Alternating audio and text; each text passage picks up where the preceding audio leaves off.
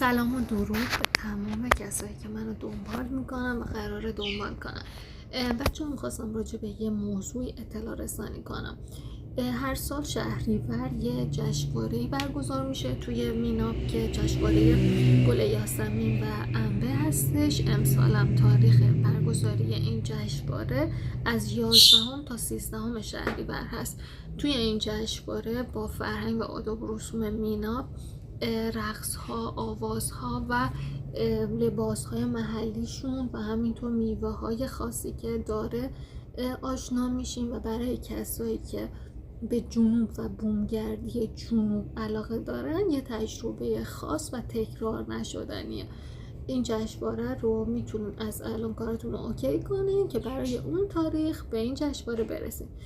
جشنواره توی پارک ملت مینا برگزار میشه و 3 روز هستش، همراه با جشن و برنامه و اینکه غرفه های فروش محصولات جنوب هم با قیمت های خیلی مناسبی هم اونجا هست.